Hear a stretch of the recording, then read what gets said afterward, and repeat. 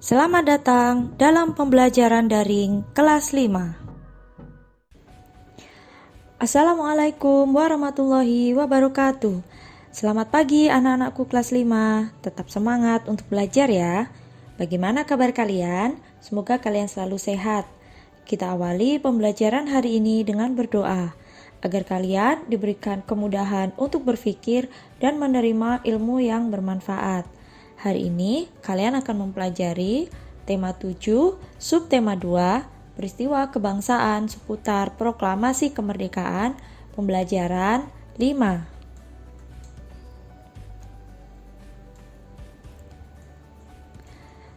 Sejak pembacaan teks proklamasi, gaung proklamasi terdengar di mana-mana. Namun, belum lama menikmati kemerdekaan, bangsa Indonesia sudah dihadapkan dengan perjuangan mempertahankan kemerdekaan. Perjuangan itu dikarenakan Belanda ingin menjajah Indonesia lagi. Belanda datang ke Indonesia dengan membonceng tentara sekutu pimpinan Inggris. Akibatnya, pertempuran terjadi di mana-mana. Korban pun banyak berjatuhan. Ternyata proklamasi kemerdekaan Indonesia bukanlah akhir dari perjuangan bangsa. Setelah itu, kita masih punya tugas untuk mempertahankan kemerdekaan itu. Nah, sekarang ayo kalian ikut membaca teks bacaan berikut tentang perjuangan mempertahankan kemerdekaan. Ketika bangsa Indonesia memproklamasikan kemerdekaannya, banyak pihak asing yang tidak menyetujuinya. Pihak-pihak asing tersebut antara lain sekutu, terutama Belanda dan Inggris. Demikian pula dengan Jepang. Banyak tentara Jepang yang masih tersisa di Indonesia belum mengetahui jika mereka telah kalah dan menyerah kepada sekutu. Mereka juga belum tahu jika bangsa Indonesia telah merdeka. Belanda datang kembali ke Indonesia dengan membonceng Inggris. Inggris merupakan perwakilan sekutu di Asia Tenggara. Tentara Inggris ini diberi nama AFNEI di bawah pimpinan Jenderal Sir Philip Christison. Inggris bertugas melucuti senjata tentara Jepang yang masih ada di Indonesia serta membebaskan tawanan perang sekutu. Kedatangan Inggris yang ternyata juga diboncengi tentara sipil Belanda yang disebut NIKA ditentang oleh rakyat dan pemerintah Indonesia. Mereka tidak menghormati kedaulatan bangsa Indonesia. Perlawanan rakyat terjadi di mana-mana. Perjuangan rakyat dalam rangka mempertahankan kemerdekaan Indonesia dilakukan dengan dua cara, yakni perlawanan fisik dan diplomasi. Perlawanan fisik dilakukan dengan kontak senjata. Perlawanan fisik dilakukan di berbagai daerah, antara lain sebagai berikut. Pertempuran 10 November 1945 di Surabaya. Pertempuran ini berawal dari tewasnya Jenderal Malabi, yaitu pimpinan sekutu di Surabaya. Tokoh yang terlibat Bung Tomo, Gubernur Suryo, dan Kolonel Sungkono.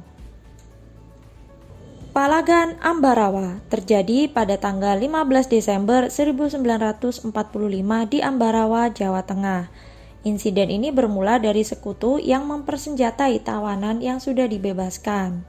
Sekutu juga membebaskan orang-orang Belanda secara sepihak. Tokoh yang terlibat, Kolonel Isdiman dan Kolonel Sudirman. Bandung Lautan Api terjadi pada tanggal 23 Maret 1946. Insiden ini bermula dari ultimatum sekutu meminta senjata yang diperoleh dari tentara Jepang untuk diserahkan kepada sekutu. Namun rakyat Bandung menolaknya, bahkan membakar kota Bandung agar tidak dikuasai sekutu. Tokoh yang terlibat antara lain Muhammad Toha, Abdul Haris Nasution, dan Suryadi Suryadharma. Medan Area terjadi pada tanggal 10 Desember 1945. Karena orang-orang Belanda menginjak-injak bendera merah putih. Tokoh yang terkenal adalah Ahmad Thohir. Serangan umum 1 Maret 1949 di Yogyakarta. Peristiwa ini dipicu Belanda yang menduduki kota Yogyakarta dan mempropagandakan bahwa TNI telah hancur. Tokohnya yang terlibat Letkol Soeharto dan Sultan Hamengkubuwono ke-9. Perjuangan secara diplomasi juga dilakukan dari perundingan satu ke perundingan yang lain. Perundingan apa saja? Yang pertama yaitu perundingan Linggarjati. Dilaksanakan di Linggarjati, Cirebon, Jawa Barat. Hasil perjanjiannya yaitu Belanda hanya mengakui kekuasaan Republik Indonesia atas Jawa, Madura, dan Sumatera. Negara Indonesia Serikat terdiri dari Negara Republik Indonesia, Negara Indonesia Timur, dan Negara Kalimantan. Negara Indonesia Serikat dan Belanda merupakan satu uni dengan nama Uni Indonesia Belanda yang diketuai Belanda. Namun Belanda mengingkari perjanjian ini dan melancarkan agresi militer Belanda I pada tanggal 21 Juli 1947. Perjanjian Renville. Mengapa dinamakan Perjanjian Renville? Karena perjanjian ini dilaksanakan di atas kapal USS Renville milik Amerika Serikat. Isi perjanjiannya yaitu Belanda hanya mengakui daerah Republik Indonesia atas Jawa Tengah, Yogyakarta, sebagian kecil Jawa Barat, dan Sumatera. Semua pasukan Republik Indonesia harus ditarik mundur dari wilayah-wilayah yang diduduki Belanda.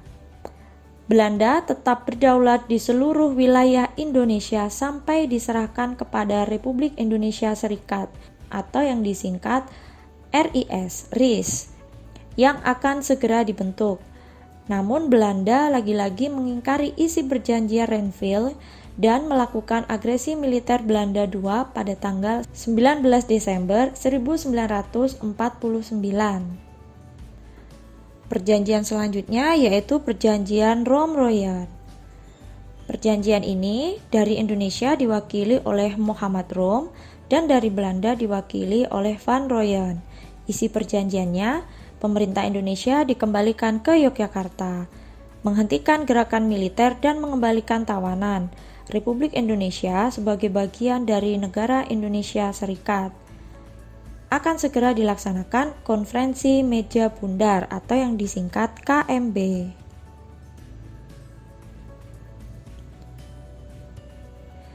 Nah, sekarang mari bersama-sama kita berdiskusi tentang teks bacaan tadi. Mengapa bangsa Indonesia masih harus berjuang lagi mempertahankan kemerdekaannya?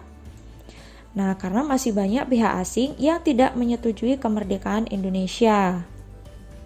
Apa yang dimaksud perjuangan fisik dan diplomasi? Perjuangan fisik atau perlawanan fisik dilakukan dengan kontak senjata, artinya berperang. Sedangkan perjuangan diplomasi dilakukan melalui meja-meja perundingan. Apa yang melatar belakangi peristiwa pertempuran 10 November di Surabaya? Ya, berawal dari tewasnya Jenderal Malabi.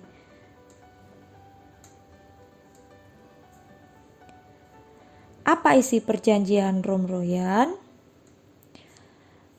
Isinya yaitu pemerintah Indonesia dikembalikan ke Yogyakarta, menghentikan gerakan militer dan mengembalikan tawanan Republik Indonesia sebagai bagian dari negara Indonesia Serikat.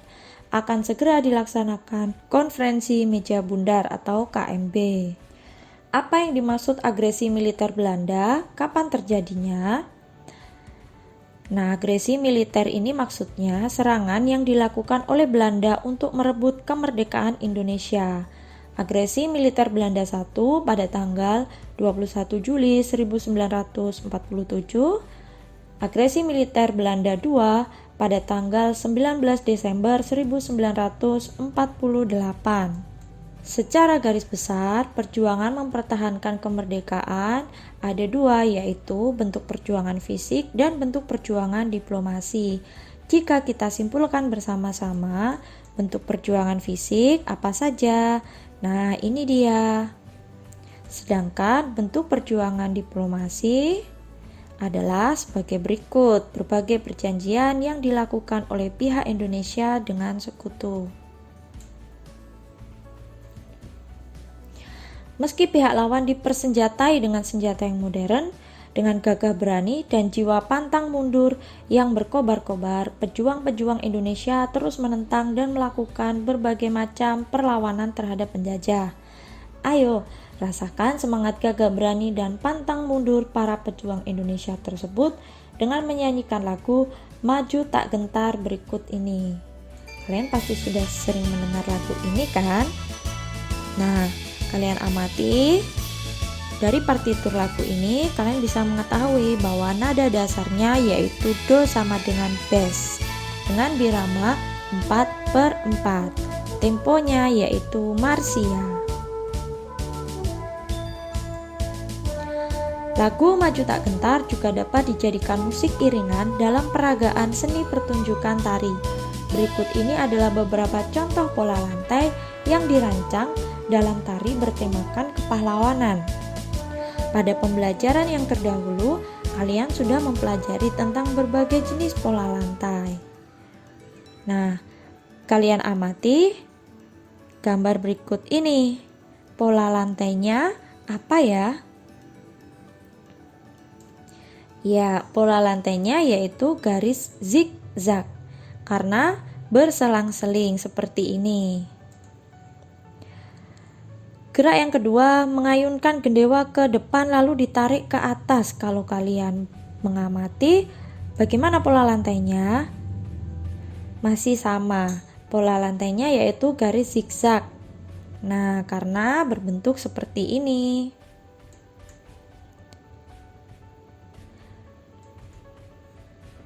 Perlu diingatkan lagi bahwa pola lantai adalah posisi penari ketika di atas panggung dalam memperagakan tari tersebut. Nah, sekarang untuk gerakan yang ketiga, bagaimana pola lantainya? Benar sekali, pola lantainya yaitu garis lengkung atau lingkaran. Nah, karena mereka membentuk lingkaran ya. Selanjutnya, kalian amati bagaimana pola lantai dari gerakan ini? Benar, yaitu garis horizontal. Karena posisi para penari seperti bisa kalian lihat pada gambar ini.